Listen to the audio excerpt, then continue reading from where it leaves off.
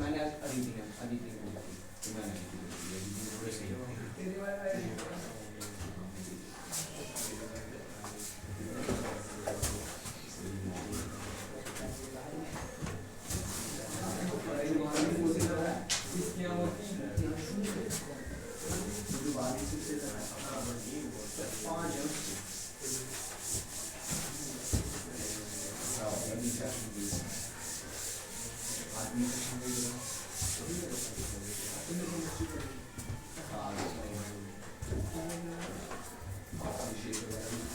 नया चैप्टर, ठीक है। ये हो गया ना, ये इसके कितने क्वेश्चन किए थे? एमसीक्यू हो गए।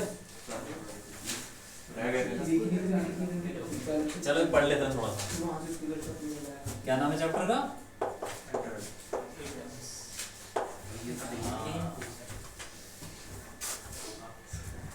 ठीक है, पहले सबसे पहले इसमें पढ़ेंगे कि रदरफोर्ड ने कुछ किया था एक्सपेरिमेंट। तो बोलते हैं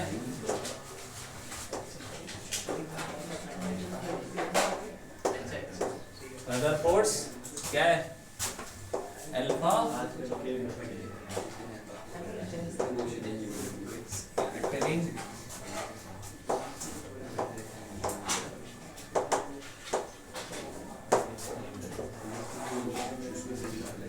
रदरफोर्ड ने ना एटम के बारे में स्टडी की थी। उससे पहले भी लोगों ने की थी, लेकिन इसने काफी आगे बढ़ के रिसर्च कर ली। इसने बहुत कुछ बता दिया था, इसीलिए हम यहाँ से शुरू कर रहे हैं। उससे पहले लोगों ने कुछ कुछ बोला था, ऐसा होता है, इलेक्ट्रॉन होता है, एटम एक तरबूज की तरह होता है, उसके अंदर कुछ कुछ भरा होता है, इलेक्ट्रॉन कहीं कहीं पे होते हैं, जैसे तरबूज में बीज होता है, सुना होगा तुमने क्या? तो वो सब ना ज्यादा कुछ बता नहीं पाया ढंग से। तो रदरफोर्ड ने बहुत कुछ बताया किसी ने, लेकिन ये भी कहीं पे फेल हो जाता है, तो उसके आगे पढ़ेंगे।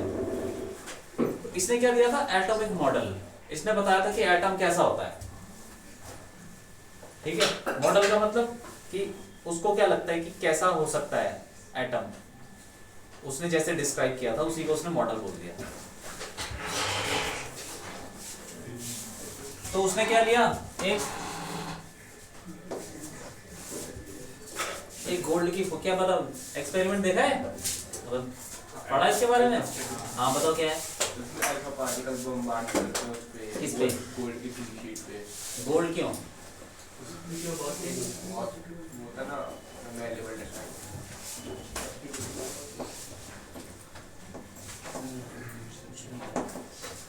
तो उसने क्या किया? एक गोल्ड की फॉइल ले ली। फॉइल मतलब पेपर जैसा ले लिया।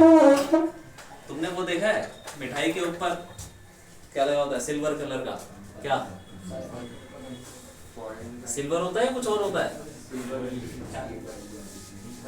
सिल्वर होता है कि नहीं? ये कुछ और ही लोहा चिपका दिया, सिल्वर। तो देखा उस सिल्वर की जो फॉइल है वो कितनी पतली होती है? बहुत पतली। मतलब कैसे डिस्क्राइब करोगे? नैनो तो नहीं, माइक्रो में होगी। पेपर भी तो बहुत मोटा होता है ना। पेपर जितना अगर सिल्वर तुम मिठाई के ऊपर चिपका दोगे तो तुमको तो मिठाई से ज्यादा महंगा सिल्वर हो जाएगा। तो इतना पतला करते हैं उसको। वो क्यों करते हैं? तो स्वाद आता है। लेकिन कैसे कर सकते हैं? क्योंकि उसकी प्रॉपर्टी होती है, इसको बोलते हैं मैलेबिलिटी। मैलेबल होता है कि जितना पतला कर लो वो फटेगा ही नहीं। लोहे को पतला करते जाओ फट जाता है कहीं।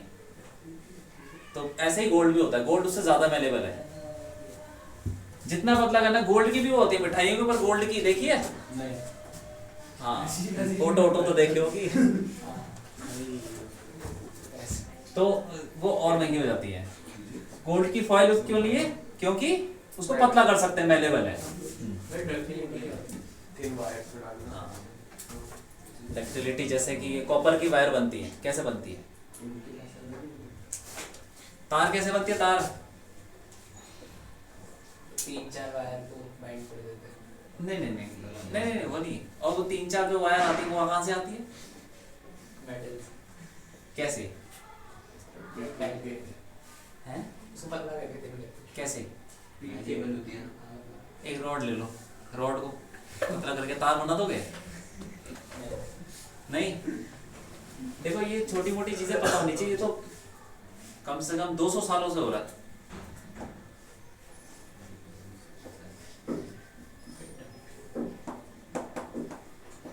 ये सिलेंडर है और ये पिस्टन, ये तो देखा होगा ना। हाँ, इसके आगे एक छेद है छोटा सा, तो इसके अंदर भर देते हैं क्या, गरम कॉपर को गरम करके इसमें डाल देते हैं, मतलब मेल्ट नहीं करते, काफी गरम करते हैं कि सॉफ्ट हो जाता है। जितना गरम करेंगे तो सॉफ्ट हो जाएगा। हाँ ठीक है। अब उसके बाद पीछे से क्या करते हैं, पिचकारी की तरह है, इसको दबाते हैं, तो आगे से क्या निकलेगा, कुछ तो निकलेगा ना, कॉपर का कुछ पार्ट निकलेगा, उसको पकड़ के खींच लेते हैं बस। इसको पकड़ के खींचे तो क्या बन गई, वायर बन गई। खींचते जाओ तो मशीन होती है, मोटर, वो लपेटते रहती है, तो तार बन जाती है, खत्म हो जाता है। ऐसे इतना आसान है। ठीक है, उसको छोड़ो। इसको बोलते हैं डक्टिलिटी, तार में बन जाने को। हाँ, जो तार में बन जाए, जिसकी तार आसानी से बन जाए, वो डक्टाइल है। ठीक है, अब उसने क्या किया,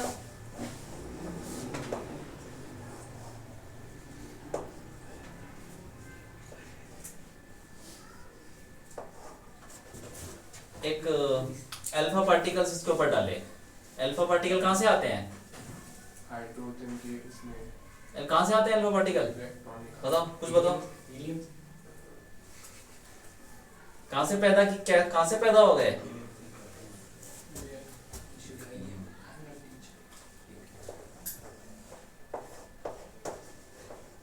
एक इसके अंदर रखा हुआ है रेडियो एक्टिव एलिमेंट।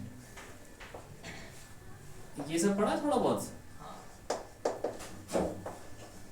जैसे यूरेनियम, प्लूटोनियम, थोरियम, ये सब रेडियो एक्टिव एलिमेंट होते हैं, तो ये अनस्टेबल होते हैं। ऐसा समझ लो कि वो गुब्बारे फुलाने वाला आता है ना,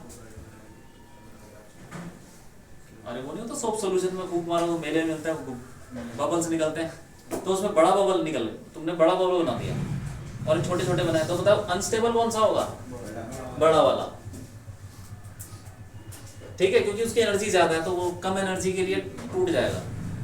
छोटे वाले इतनी जल्दी टूटते, वो नीचे जाके भी कहीं पर सरफेस पे रह जाता है थोड़ी देर, और वो जो बड़ा वाला है वो तो ऐसे ऐसे हिलता है और टूट भी सकता है। तो जो बड़े एटम होते हैं, बड़े न्यूक्लियाई, वो अनस्टेबल होता है और टूटने की कगार पे ही होते हैं, टूट जाते हैं वो अनस्टेबिलिटी पाने के लिए। तो वैसे ही रेडियोएक्टिव एलिमेंट जब भी टूटता है तो कुछ ना कुछ निकालता है। तो कुछ ऐसे होते हैं एलिमेंट जो अल्फा पार्टिकल में निकलते हैं, तो यहां से निकलेंगे अल्फा पार्टिकल। अल्फा पार्टिकल क्या होता है,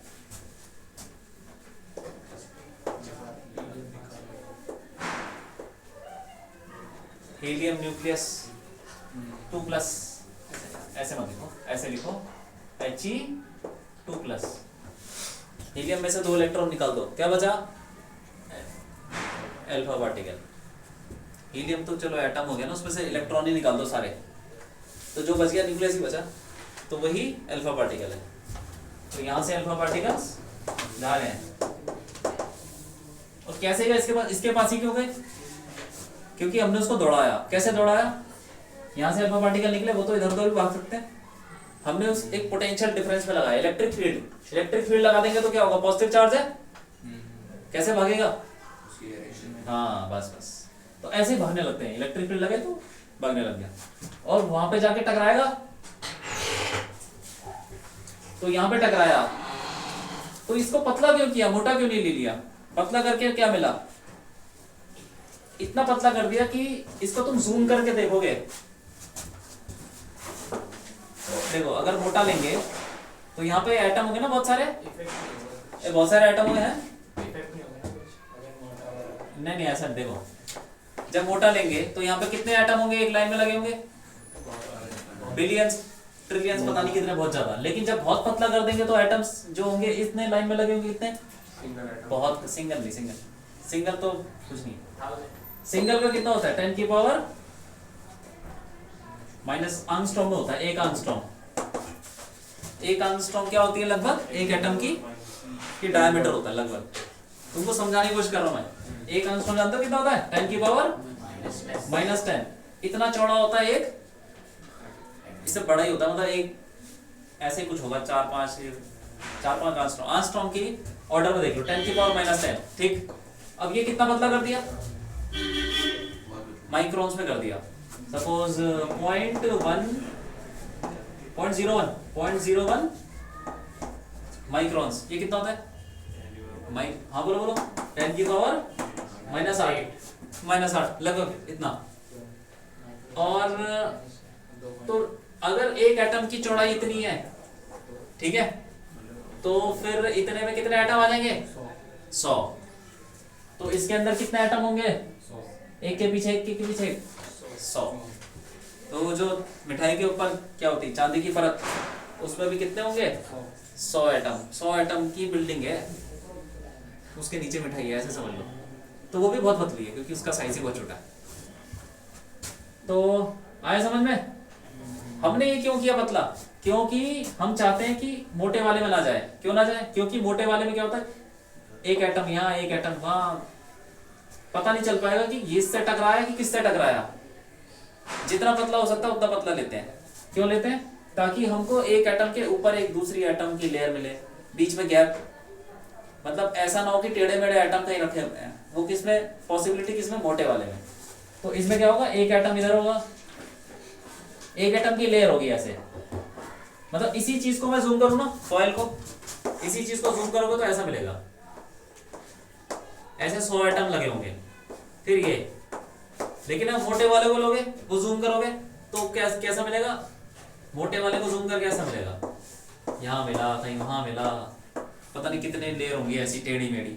तो जितना पतला करोगे ना, उतना तुम्हें एक ऑर्डर मिलेगा लेयर्स का, तो वो ज्यादा सही रहता है स्टडी करने के लिए, ठीक है। ज्यादा उसमें घुसने की जरूरत नहीं है। तुम्हें समझो कि यहाँ पे एक एटम से ही टकरा रहा है वो, तो यहाँ गया, एक एटम से टकराया, अब टकराने के बाद देखते हैं क्या होता है। तो वो हटा रहा हूं, क्या होता है बताओ।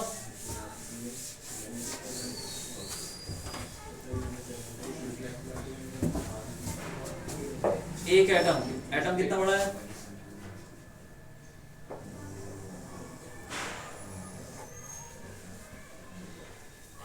अब तुम्हें एटम और न्यूक्लियस का मैं कंपैरिजन बताता हूँ। ये तो समझ आ गया ना, जो मिठाई के ऊपर चांदी की जो परत होती है उसमें कितने एटम होते हैं, 100। हाँ। अब तुम ये देखो कि मान लो एक जो कॉस्को की बॉल होती है, उतना बड़ा न्यूक्लियस है, ठीक है, न्यूक्लियस जानते हैं ना इतना बड़ा है, तो फिर एटम कितना बड़ा होगा, फुटबॉल जितना। ये कितना होता है यार, ये एक बॉल, कॉस्को की बॉल कितनी होती है, 10 सेंटीमीटर के डायमीटर, रेडियस कितना होता है, 5 सेंटीमीटर। हाँ इतना। चलो एक बॉल ले लो इतनी बड़ी, जिसका साइज कितना है, 10 सेंटीमीटर। 10 सेंटीमीटर का रेडियस है एक बॉल का, तो लगभग वो फुटबॉल, छोटी फुटबॉल बच्चों वाली, वो वाला, उसको हमने देख लिया न्यूक्लियस, ठीक है। तो एटम कितना बड़ा होता है, 10 की पावर 5 गुना बड़ा। कितना हो गया, 10 की पावर 5 कर लो, 10 की पावर 6 सेंटीमीटर, तो उसको मीटर में कर लो, 10 की पावर 4 मीटर, 10 किलोमीटर। तो अगर तुम एक फुटबॉल लोगे, छोटे बच्चों वाली फुटबॉल, अगर न्यूक्लियस है वो, तो एटम कितना बड़ा होगा, 10 किलोमीटर जितना। तो यहाँ से लगभग 10 किलोमीटर क्या होगा, नोएडा तक, ठीक है, जो भी है। हाँ, तो न्यूक्लियस इतना बड़ा है। तुम सोच के देखो कि अगर तुमने न्यूक्लियस को इतना बड़ा ले लिया तो 10 किलोमीटर जितना एटम हो जाएगा। एटम इतना दूर होता है, मतलब इलेक्ट्रॉन इतना दूर दूर होते हैं। ये हाइड्रोजन की बात कर रहा हूँ मैं, हाइड्रोजन की, जिसमें इलेक्ट्रॉन सबसे पास होता है। और जब और ज्यादा एटम लोगे, ये गोल्ड ले लो, गोल्ड का एटम नंबर कितना होता है, 80, 79, तो उसका तो और दूर होगा। आई बात समझ में। हाँ, तो सोचो कि अगर मैं इतना बड़ा, इधर देखो, अगर मैं इतना बड़ा एटम लूंगा तो सोचो कि न्यूक्लियस कितना बड़ा होगा, 10 की पावर 5 गुना छोटा। अरे 10 की पावर 5, हाँ, तो ये कितना सेंटीमीटर है, ये 15-20 मान लो कुछ, इसका 10 की पावर 5 गुना छोटा कितना हो जाएगा, दिख गया। बस हुआ है। तो वो दिखेगा ही नहीं, इतना छोटा है। ये लो, दिख गया?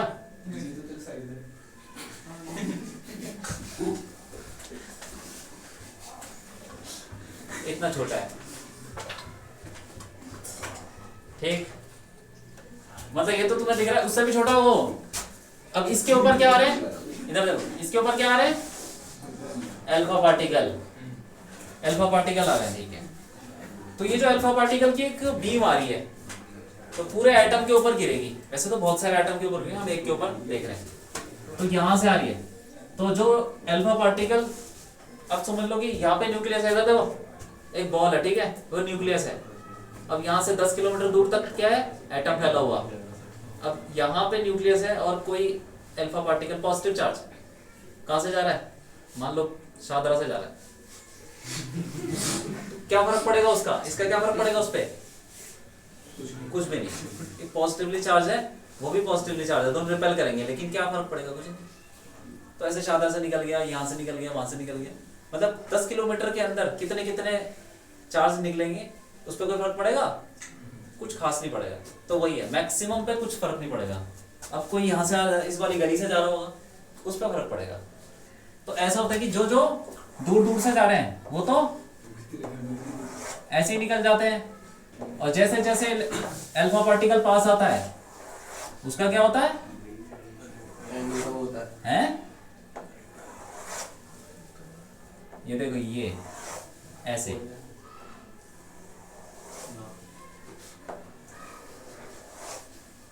ये लो,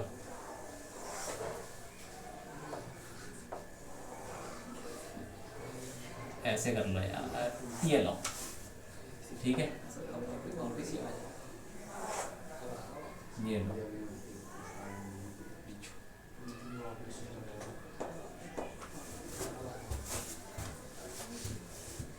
तुमको समझाने के लिए मैंने बहुत सारों को मोड़ दिया, लेकिन इतना मोड़ता ही नहीं हो। 99% तो ऐसे ही निकल जाते हैं, पता भी नहीं चलता। और ऐसे ही नीचे,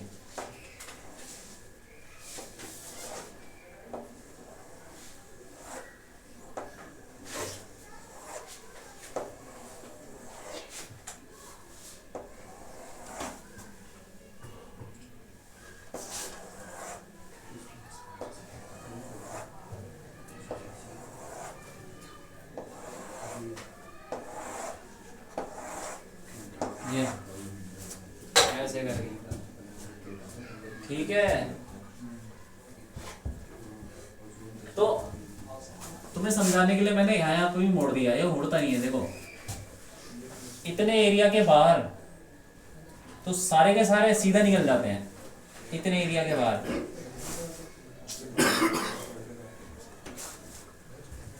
तो 99% क्या होते हैं, मतलब 98% सीधा निकल जाते हैं। 98% और इससे भी ज्यादा, मतलब मान लो कि 1 lakh photon, 1 lakh alpha particle गिर रहे हैं, तो 98,000 तो ऐसे निकल जाएंगे, पता भी नहीं चलेगा, सीधा। 98% गो अनडिफ्लेक्टेड, 98% सीधे निकल गए। और कुछ होते हैं जो कि छोटे एंगल पे डिफ्लेक्ट हो जाते हैं। वो लगभग कितने होते हैं वो? हाँ, ऐसे कुछ होंगे, 1-1.5%। ये 97 to 98 ले लो, रेंज जो है, ठीक है। 1 से 1.5% डिफ्लेक्ट एट स्मॉलर एंगल्स, और बाकी कितने बच गए? आधे %, 0 to 0 नहीं, 0.12, 0.01 भी ज्यादा ही बोल दिया मैंने, चलो 0.1 to 0.5%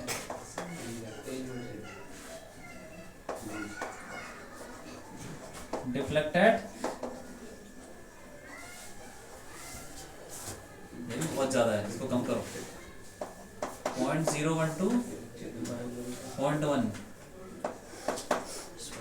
लार्जर एंगल्स। और उसके बाद देखो और कौन बचा, एक ये बचा, देखो जरा, जो सीधा न्यूक्लियस पे जा रहा है वो क्या होगा, जो सीधा न्यूक्लियस पे जा रहा है उसका क्या होगा, वापस आ जाएगा, क्योंकि ये भी पॉजिटिवली चार्ज वो भी पॉजिटिवली चार्ज, तो कहीं ना कहीं तक तो जाएगा, टकरा के वापस रिपेल करेगा। तो अ फ्यू का मतलब ये होगा 1,00,000 में से ना कुछ होंगे, 2-4 होंगे जो कि टकरा के वापस आ जाएंगे, 2-4 ही होंगे वो 1,00,000 में से। अ फ्यू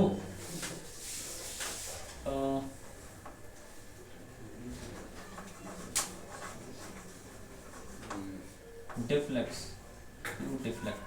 एट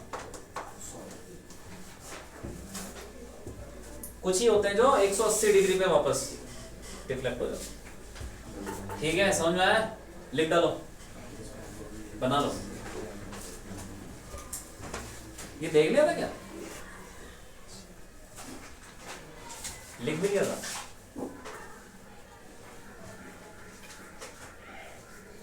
एक ही तो दी भी है। एक ही में हो गया था ना, 1 घंटे का।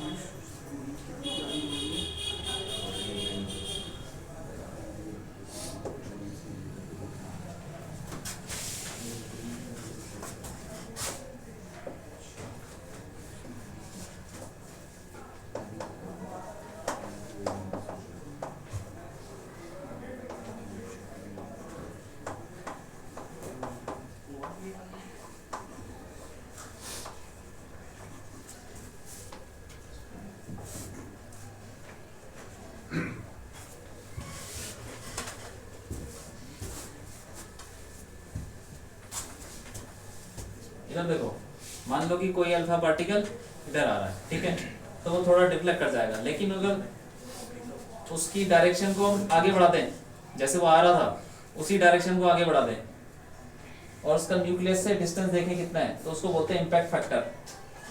मतलब अगर वो मुड़ता नहीं, सीधा चलता, तो कितना दूर होता न्यूक्लियस से, इम्पैक्ट फैक्टर तो।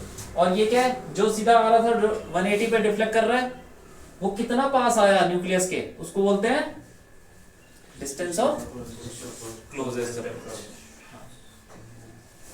कि कितना पास आ गया न्यूक्लियस के, तो वही है डिस्टेंस ऑफ क्लोजेस्ट अप्रोच। इसका फॉर्मूला निकालते हैं अभी।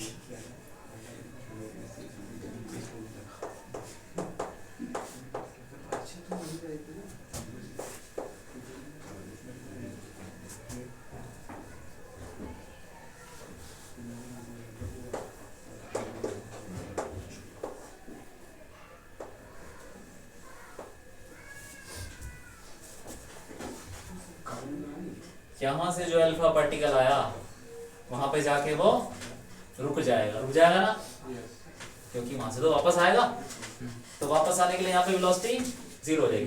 तो यहाँ पे क्या थी, उसकी वेलोसिटी थी क्योंकि आ रहा था वो, तो यहाँ पे काइनेटिक एनर्जी थी, वो यहाँ पे काइनेटिक एनर्जी क्या हो गई, 0। तो सारी की सारी काइनेटिक एनर्जी कहाँ चली जाएगी, पोटेंशियल एनर्जी में। यहाँ पे काइनेटिक एनर्जी थी और यहाँ पे 0 हो गई, तो काइनेटिक एनर्जी खत्म हो गई, तो कहाँ चली गई वो, पोटेंशियल एनर्जी। तो यहाँ पे जाके पोटेंशियल एनर्जी का फॉर्मूला क्या था, याद है, K(Q1 Q2) अपॉन R। तो जितनी भी काइनेटिक एनर्जी थी वो पोटेंशियल में चली जाएगी, एनर्जी इज कंजर्व्ड, काइनेटिक वाली पोटेंशियल में चली जाएगी। तो काइनेटिक एनर्जी ये Q1 कितना है, Q1 ये एक चार्ज जो आ रहा था, और Q2 ये जो न्यूक्लियस है इस पर भी तो चार्ज है, तो काइनेटिक एनर्जी क्या हो जाएगी, इज इक्वल टू K, अरे अल्फा पे कितना चार्ज होता है, 2 प्लस हाँ 2E हो गया, और न्यूक्लियस पे 0 न्यूक्लियस में बता दो, बताओ कितना होता है न्यूक्लियस पे चार्ज, +1 कितना होता है न्यूक्लियस का चार्ज, क्या होता है,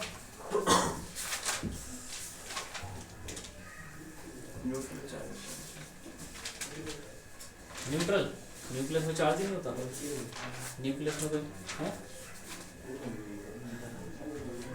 कितना होता है जल्दी बोलो,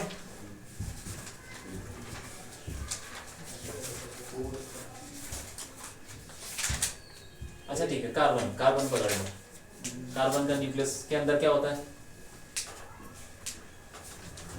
न्यूक्लियस के अंदर क्या होता है, हाँ अब बताओ चार्ज कितना होगा, चार्ज +4, क्यों, 4 प्रोटॉन में से मतलब चार कार्बन के न्यूक्लियस में क्या होता है भाई, कितने होते हैं, टोटल 12, तो प्रोटॉन कितने हो गए, अच्छा 2 प्रोटॉन, और बाकी के नहीं 2 न्यूट्रॉन होते हैं, 2 न्यूट्रॉन, और बाकी के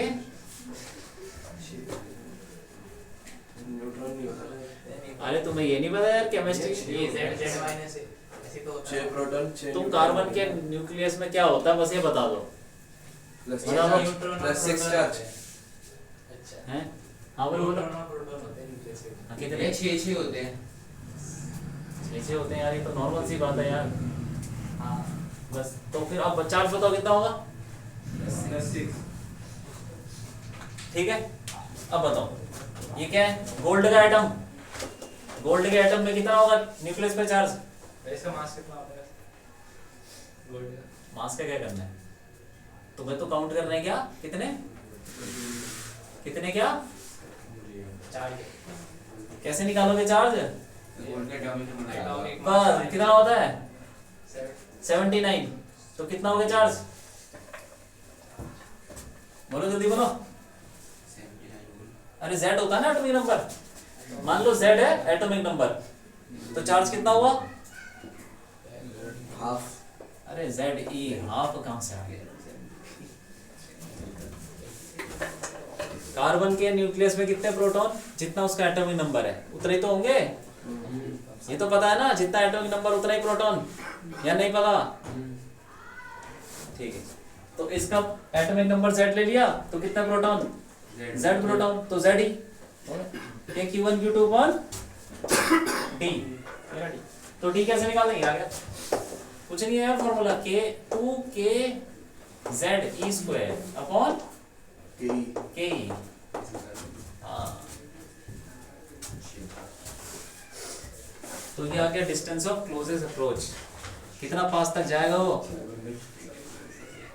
और इसी से हम निकालते हैं क्या, साइज ऑफ न्यूक्लियस, तो कितना पास जा सकता है, न्यूक्लियस के सरफेस तक टच कर सकता है, तो हम क्या करेंगे, काइनेटिक एनर्जी बढ़ाएंगे,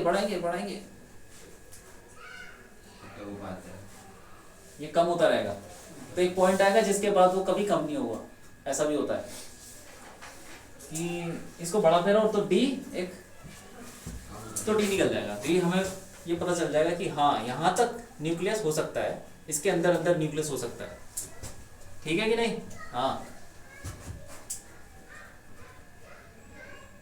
लिख लो, ये भी लिख लो फॉर्मूला। अब ये हटा दो इसको डायग्राम।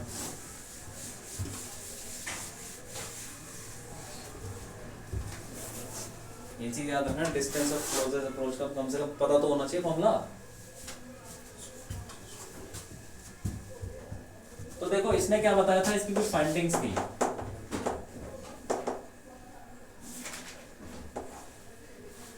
रदरफोर्ड ने कुछ बताया था एटम के बारे में कुल मिला के, ये सब करने के बाद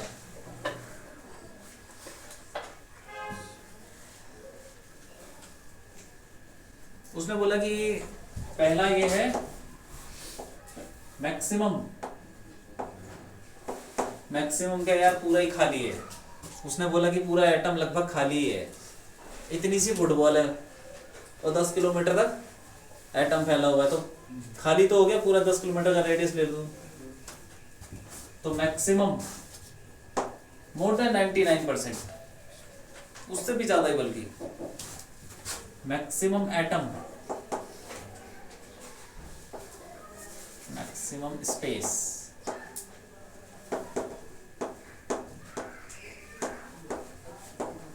इज एम्प्टी, खाली नहीं। ठीक है। दूसरा उसने बोला कि है हैवी का तो पता नहीं है, और सारा पॉजिटिव। हाँ वही। At the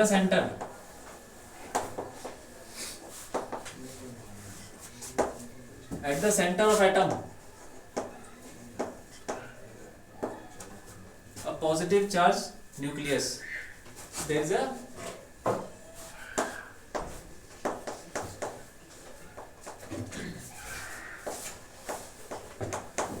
is a positively charged nucleus। ठीक है। तीसरा उसने बोला इलेक्ट्रॉन्स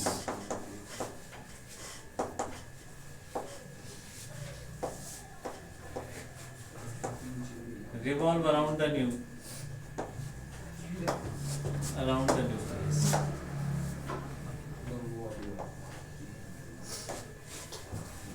इलेक्ट्रॉन घूमते हैं, ठीक।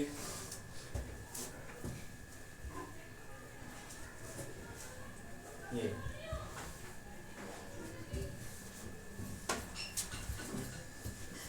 लिख लो।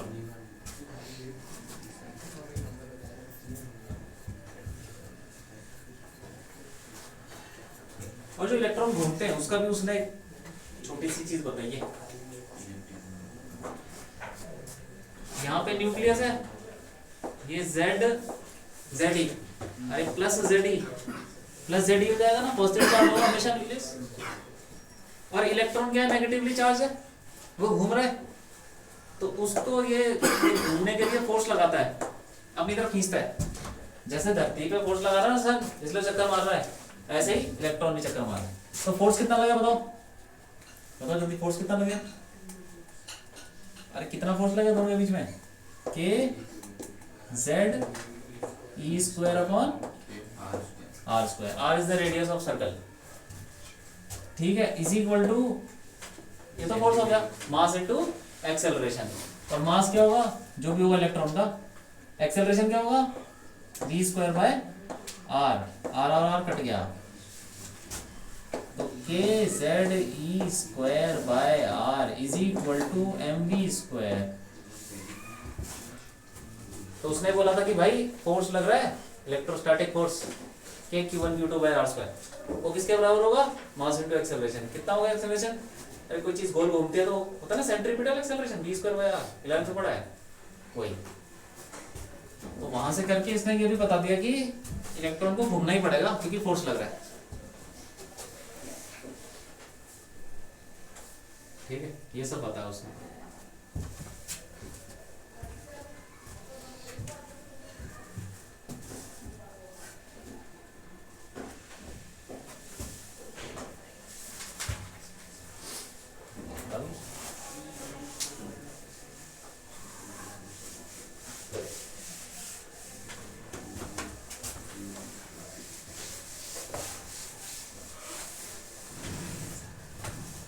अब लेकिन ये सब कुछ नहीं बता पाया,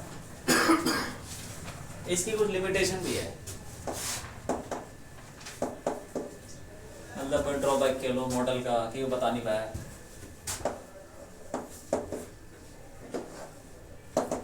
इसकी लिमिटेशन क्या है, ये चीज ये नहीं बता पाया। देखो सबसे पहले समझो कि क्या गड़बड़ हो सकती है इसमें। इलेक्ट्रॉन घूम रहा है,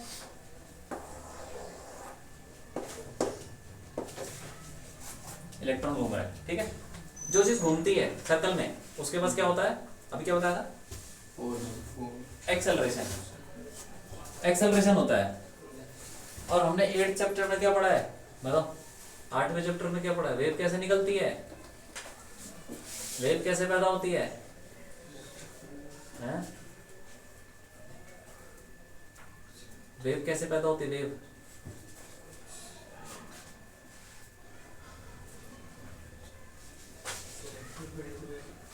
और सोचो, दिमाग लगाओ थोड़ा। 8वां चैप्टर लिखा है, देखो जनरेशन ऑफ ईएम वेव। हाँ बताओ, बस जब भी चार्ज एक्सेलरेट करेगा, जिस अगर चार्ज के पास होगा एक्सेलरेशन तो क्या पैदा हो जाएगी, वेव। तो ये तो यार कंटिन्यूसली घूम रहा है तो एक्सेलरेशन तो उसके पास हमेशा है, तो क्या निकलेगी, वेव निकलेगी। और वेव किस फॉर्म में निकलती है, फोटॉन्स के फॉर्म में। ईएम वेव में होता ही क्या है, फोटॉन्स होता है और कुछ नहीं होता। तो फोटॉन्स के पास क्या होती है, एनर्जी, तो एनर्जी भी निकल जाएगी। जैसे ही वेव निकलेगी, वेव में एनर्जी होती है और वो एनर्जी निकलेगी। अब एनर्जी कहां से निकलेगी, अरे इसी की तो एनर्जी निकलेगी। एनर्जी इज कंजर्व्ड, ऐसा तो नहीं एनर्जी पैदा हो रही है, कहीं ना कहीं एनर्जी तो जाएगी, इसी की एनर्जी है तो जाएगी। अब इसकी एनर्जी धीरे धीरे, अब वो धीरे धीरे एनर्जी छोड़ रहा है तो एनर्जी क्या हो जाएगी उसकी, एक टाइम पर जीरो कम हो जाएगी, ठीक है। कम हो गई तो क्या होगा, वो धीरे धीरे रुकने लगेगा और पास है।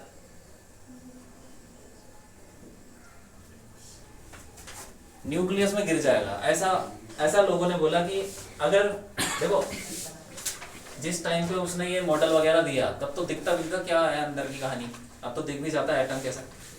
तो जो उसके वो थे कॉम्पिटिटर, वो होते ना कुछ कि इसने कैसे कर लिया, मैं भी इसको सवाल खड़े करता हूँ। तो उन्होंने बोला कि भाई ऐसा है कि इलेक्ट्रॉन घूमेगा तो वेव निकलेगी तो एनर्जी निकलेगी, तो ये गिर क्यों नहीं रहा, इसका मतलब गलत बोल रहा है। तो लिमिटेशन, लेकिन वो एक्सप्लेन भी नहीं कर पाया। वो भी समझ गया कि हाँ कुछ तो गड़बड़ है, मैं एक्सप्लेन नहीं कर पाया कि ऐसा होना चाहिए, इलेक्ट्रॉन तो गिर जाना चाहिए, तो गिर क्यों नहीं रहा, तो वो चीज एक्सप्लेन नहीं कर पाया। तो यही इसका ड्रॉबैक है। तो उसको ठीक करने के लिए एक और बंदा आया कि मैं बताऊंगा क्यों नहीं गिर रहा, फिर उसका मॉडल आगे बढ़ा, ये पीछे रह गया। उसको बोलते हैं बोर्स मॉडल, सुना है क्या, हाँ तो वही चल रहा है, वो सबसे बढ़िया मॉडल है। मॉडल का मतलब समझ गए कि एटम को किस नजरिए से उसने देखा कि इसमें ये है वो है, होगा तो जो भी, लेकिन जो रिजल्ट्स आ रहे हैं वो मैच कर रहे हैं। तो इसमें ये लिख लो कि इलेक्ट्रॉन, लिख लो यार, ये लिख लिया सब कुछ, इसमें लिख लो लिमिटेशन में।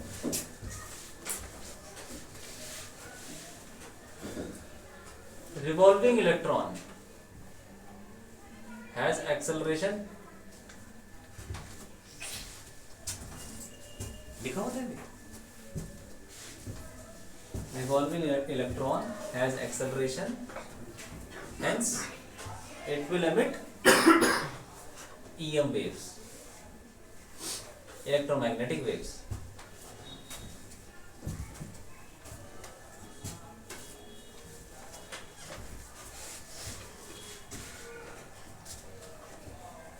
Due to which energy of electron will keep on decreasing,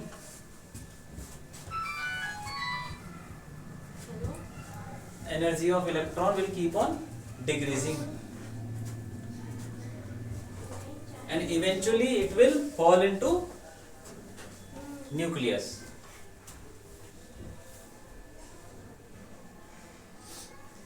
it doesn't happen, ऐसा होता नहीं है।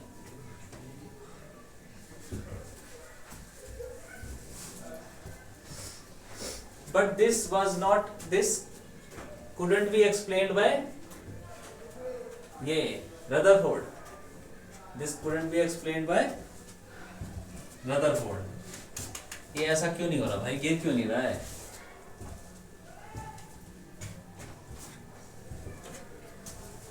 भाई यही लिमिटेशन है, ये याद रखना, याद आता है कभी कभी कि बताओ क्यों नहीं, इसका लिमिटेशन क्या है, ड्रॉबैक क्या है।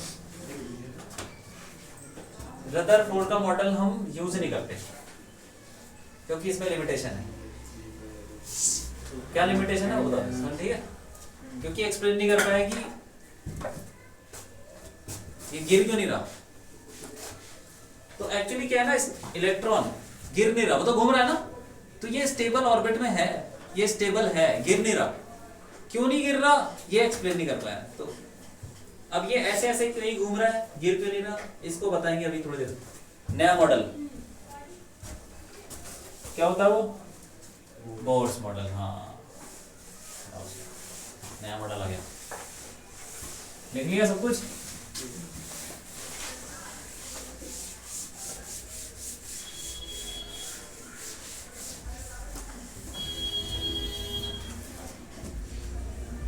टाइम क्या हो रहा है, 50।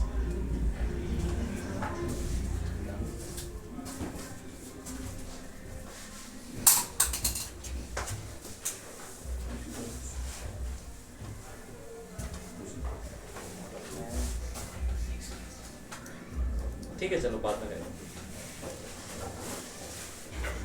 नेक्स्ट क्लास में बोर मॉडल पढ़ लेंगे, ठीक है।